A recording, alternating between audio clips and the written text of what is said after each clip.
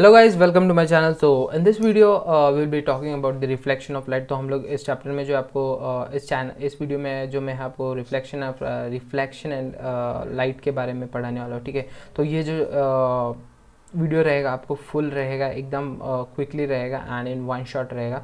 तो वीडियो को अंत तक बने रहिए, आपको पूरा वीडियो एकदम अच्छे से समझ आएगा कौन से टॉपिक्स जो है आपके बोर्ड पॉइंट ऑफ व्यू से पूछे जाते हैं एंड क्या इंपॉर्टेंट पॉइंट्स है। ठीक है, तो पूरे वीडियो के एंड तक आपको पूरा लाइट चैप्टर एकदम डिटेल में समझ आ जाएगा।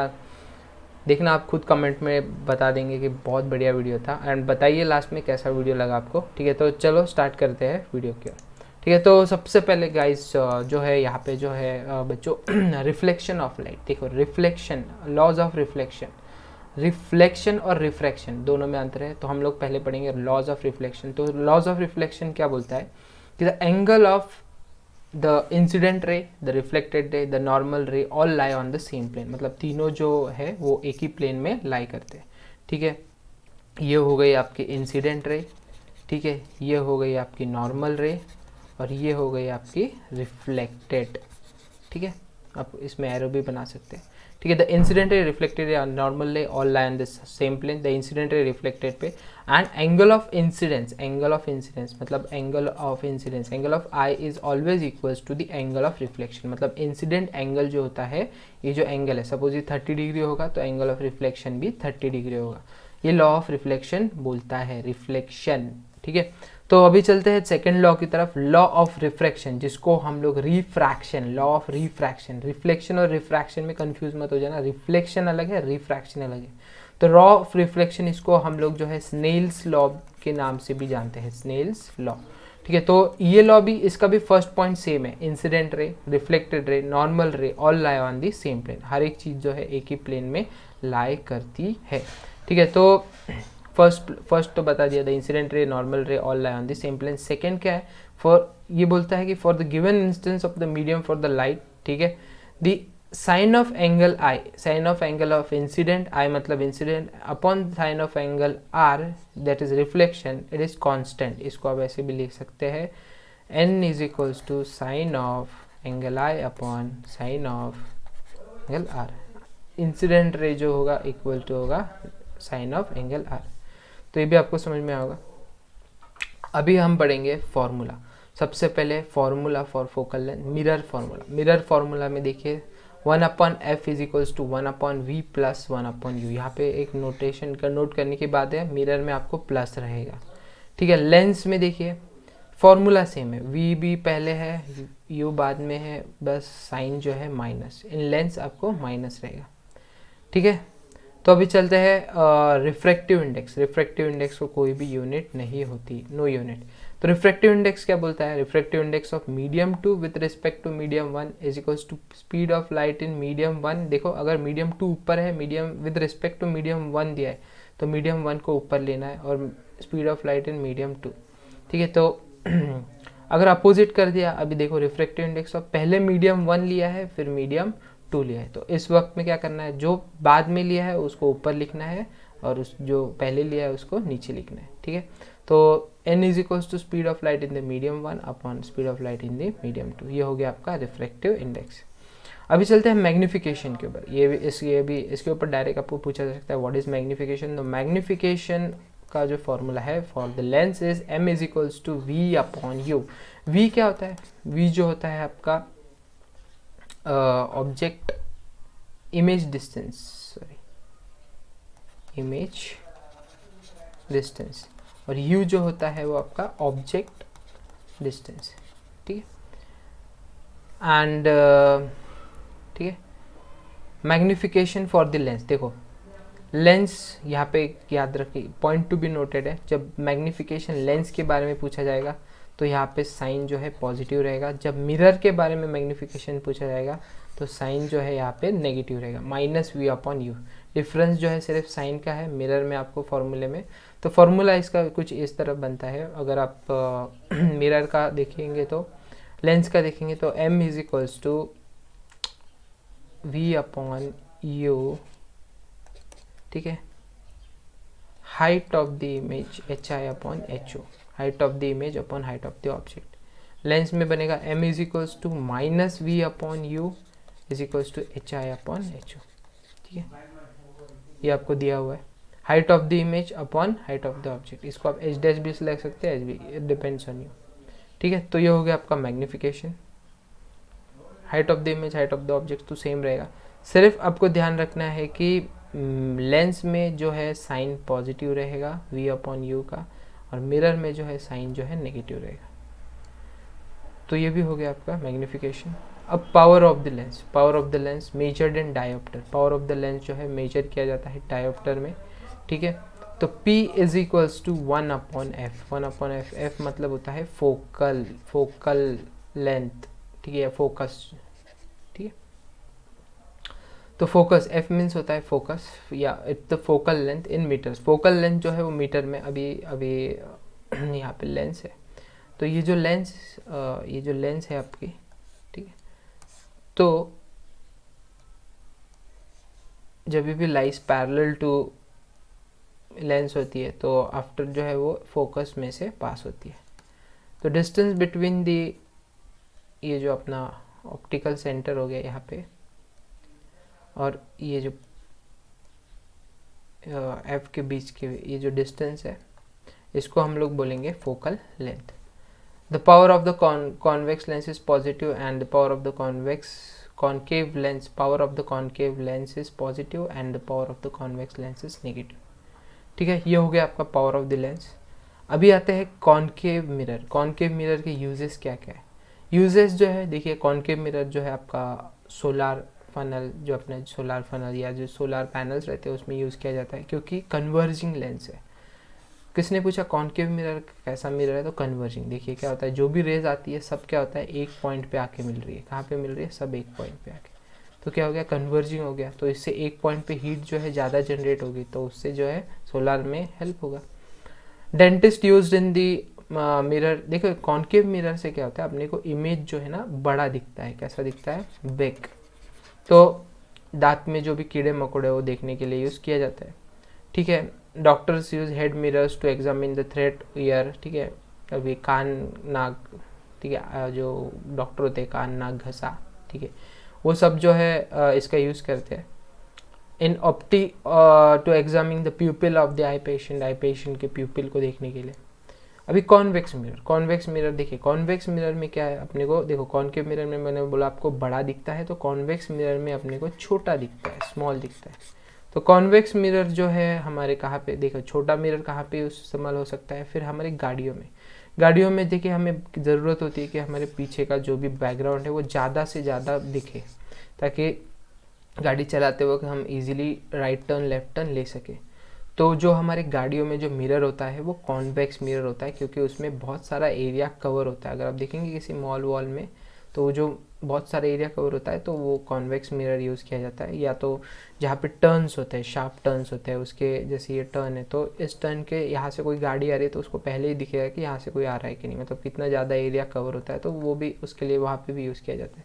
तो security mirror, side view of the mirror, तो यहाँ पे जो है कॉन्वेक्स मिरर आपका यूज़ किया जाता है, ठीक है। अभी ये बहुत इंपॉर्टेंट है, बहुत इंपॉर्टेंट, वेरी वेरी इंपॉर्टेंट। तो इसमें इम्पॉर्टेंट क्या है, तो आपको एग्ज़ाम में जो है कुछ भी बोल सकते हैं कि ऑब्जेक्ट जो है इन्फिनिटी से आ रहा है, तो वो उसका इमेज कहाँ पे बनेगा। तो गाइज इसके लिए जो है देखिए, इसके लिए जो है आपको 3 लॉज मालूम होना बहुत इम्पॉर्टेंट है। वो 3 रूल्स मालूम होना बहुत इंपॉर्टेंट है। सबसे पहले देखिए, सपोज़ ये मिरर है, अगर सपोज़ कोई भी रे जो है, अगर ये मिरर है, ठीक है, दिख रहा है, कोई भी रे, अगर कोई भी ray parallel to principal axis, अभी आप बोलेंगे प्रिंसिपल एक्सिस क्या है, तो प्रिंसिपल एक्सिस वो एक्सिस होती है जो पोल, ये पोल हो गया और फोकस के, ये फोकस हो गया ना, पोल और फोकस में से पास होती है, उसको हम लोग बोलते हैं प्रिंसिपल एक्सिस। तो जो भी लाइन रहेगी पैरेलल टू प्रिंसिपल एक्सिस वो पास होगी फोकस में से, ये सबसे पहला रूल है।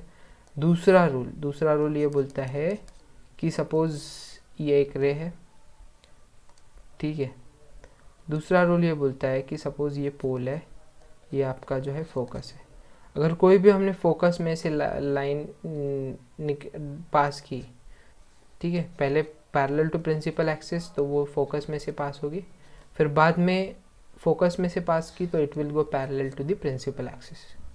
एंड तीसरा आप ये याद रख सकते हैं कि सपोज हमने कोई रे जो है पोल में से पास किया है, तो पोल में से पास किया तो एंगल ऑफ इंसिडेंट जो आई रहेगा वो एंगल ऑफ रिफ्लेक्शन सेम बनाते हुए, वो रिफ्लेक्शन बनाते हुए निकल जाएगी।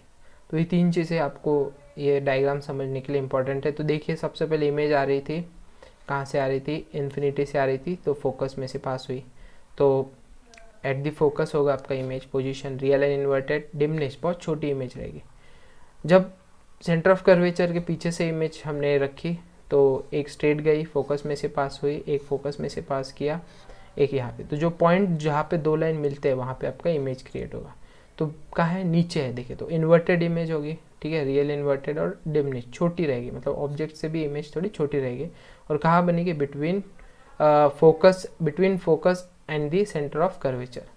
अभी एक जो है आपने सेंटर ऑफ कर्वेचर पे निकाली, स्ट्रेट गई, एक पहला रॉ बोलता है कि जब when line parallel to principal axis pass होगी फोकस में से, दूसरी लाइन हमने focus when line passes from the focus then it will be parallel to principal axis।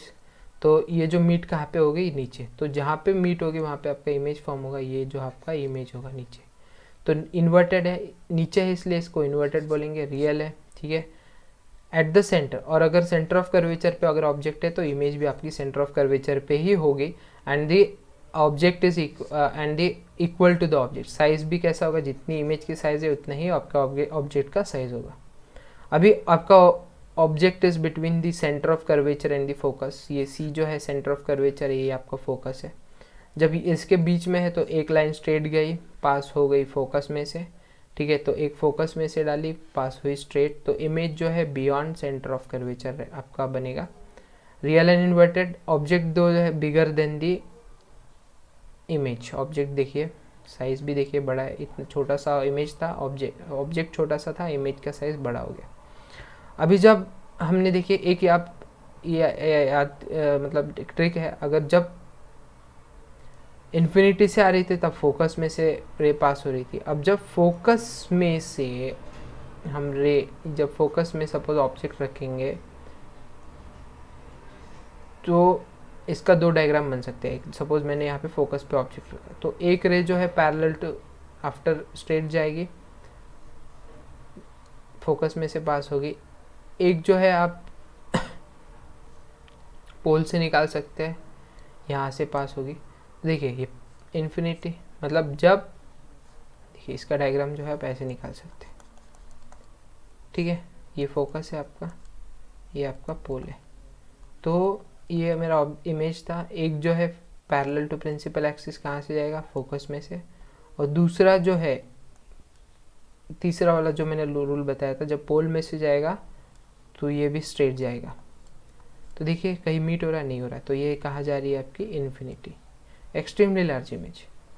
अभी आप यहाँ पे देख सकते हैं, ठीक है, कि जब बिटवीन फोकस एंड दी पोल और फोकस के बीच में जब मेरा इमेज है तो यहाँ पे जो है कैसा होगा,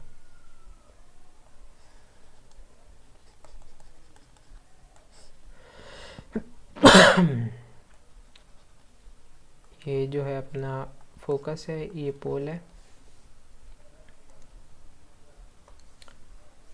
तो इन दोनों के बीच में अभी थोड़ा कलर चेंज करता हूँ मैं।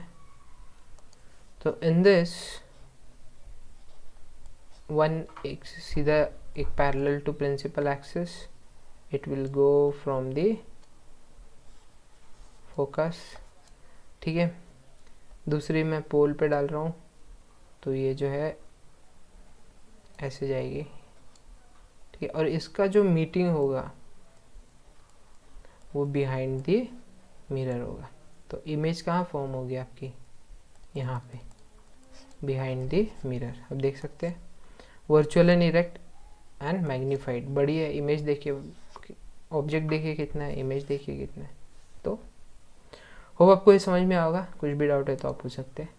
अभी प्लेन मिरर तो सब जानते हैं, plane mirror, in a plane mirror we are of the same height, जैसे हम लोग दिखते हैं वैसे ही दिखता है हमें, ठीक है, distance away from the other side of the mirror और हमें क्या दिखता है, lateral inversion, left appears right, right appears left, ठीक है। लेंसेस जो है दो टाइप के होते हैं, concave lens, convex lens and concave lens. Convex lens है जिनको हम लोग कन्वर्जिंग लेंस भी बोलते हैं, ठीक है, देख सकते हैं सब कन्वर्जिंग। और कॉनकेव लेंस है उनको हम लोग डाइवर्जिंग लेंस भी बोलते हैं, क्योंकि देखिए यहाँ पे डाइवर्जिंग मीन्स क्या, पहले रेज ऐसे स्ट्रेट आ रही थी, जैसे ही उसने मीट हुआ डाइवर्ज हो गई, दूर भाग गई।